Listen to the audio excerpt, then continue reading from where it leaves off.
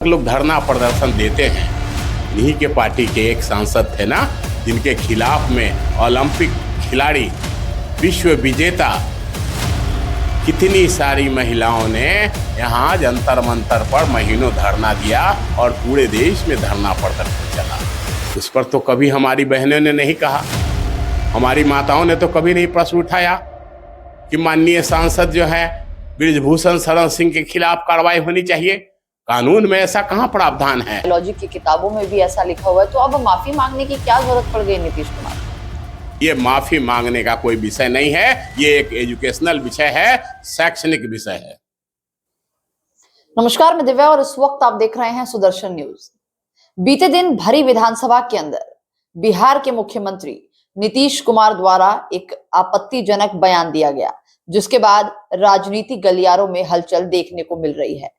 लगातार BJP party पर हमलावर हो रही है और नीतीश कुमार के इस्तीफे की मांग भी कर रही है।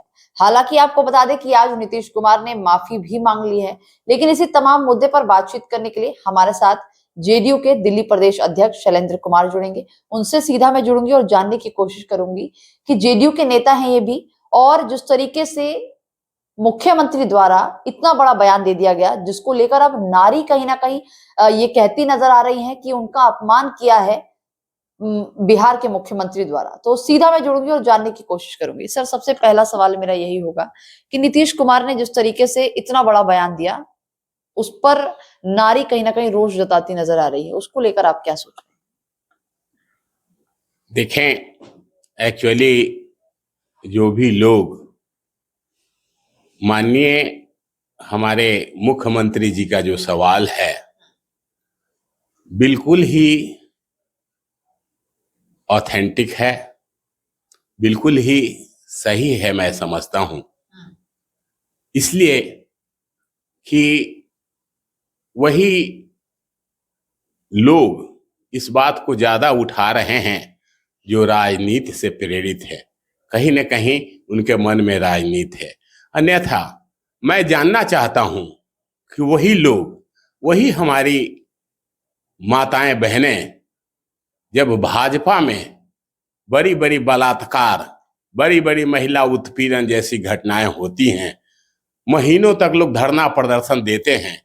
इन्हीं के पार्टी के एक सांसद थे ना, जिनके खिलाफ में ओलंपिक खिलाड़ी, विश्व विजेता कितनी सारी महिलाओं ने यहाँ जंतर मंतर पर महीनों धरना दिया और पूरे देश में धरना प्रदर्शन चला।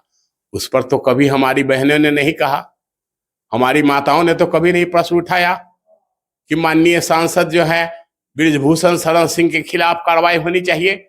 कानून में ऐसा कहाँ प्रावधान है? अगर महिलाओं ने एफआईआर लॉन्च करा दिया, सुप्रीम कोर्ट ने भी लॉन्च करने को कहा, तो लॉन्च करने के बाद उनकी तुरंत गिरफ्तारी होनी चाहिए थी, लेकिन गिरफ्तारी नहीं हुई। उसमें देश तो कुछ नहीं बोला और न ही भाजपा पार्टी ने कुछ बोला।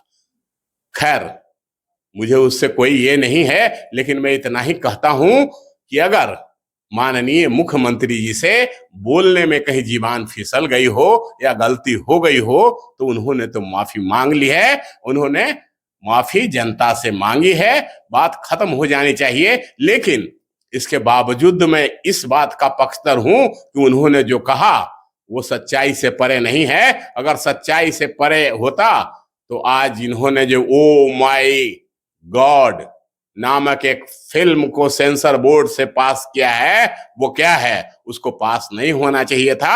आज आवश्यकता है कि बच्चों को, यहाँ को लोगों को शिक्षा दी जानी चाहिए सेक्सुअल के विषय में, सेक्स के विषय में। ये बहुत ही आवश्यक है, ये एक शिक्षा का विषय है। इन्होंने वहां के जनता के नुमाइंदों के सामने, जनप्रतिनिधियों के सामने अपनी बात रखी है कि क्या इस तरह की बात नहीं होनी चाहिए एजुकेशन के लिए। ये बहुत जरूरी है, इस पे विरोध करना अच्छी बात नहीं है। लेकिन फिर भी अगर हमारी बहनों को, माताओं को, बेटियों को कहीं लगता है कि उनसे भूल हुई है, तो उन्होंने माफी मांग ली है और अब माफ कर दिया जाना चाहिए। इस पे राजनीति नहीं होनी चाहिए। एक आखिरी सवाल मैं आपसे पूछूंगी, आपने बोला माफ कर देना चाहिए।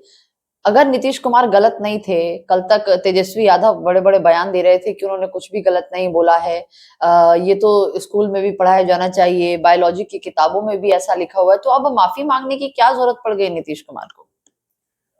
नीतीश कुमार जी एक बड़े जनप्रतिनिधि हैं और उनको ऐसा लगा कि हमारी बातों से हमारी बहनों को, माताओं को आहत हुआ है या किसी को परेशानी हो रही है, हमारी बातों किसी को चुभ रही है, अच्छा नहीं लगा, तो उन्होंने जनप्रतिनिधि होने के नाते, एक जनता के नुमाइंदा होने के नाते उन्होंने लोगों से माफी मांगकर लोगों को एहसास कराया कि अगर मुझसे भूल हुई हो तो माफ कर दे, अदरवाइज ये माफी मांगने का कोई विषय नहीं है, ये एक एजुकेशनल विषय है, शैक्षणिक विषय है।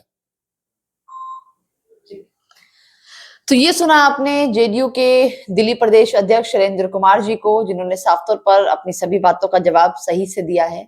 अब आगे देखना ही होगा कि ये मुद्दा किस तरीके से राजनीति में एक नया मोड़ लेता है या फिर ये मुद्दा यही थम जाएगा। हालांकि आपको बता दें कि नीतीश कुमार ने माफी मांग ली है तमाम उन महिलाओं से भी और तमाम लोगों से भी जिनको उनकी कही हुई बात कहीं ना कहीं हर्ट हुई है। फिलहाल के लिए बस इतना ही। कैमरामैन चंदन के साथ मैं दिव्या, सुदर्शन न्यूज।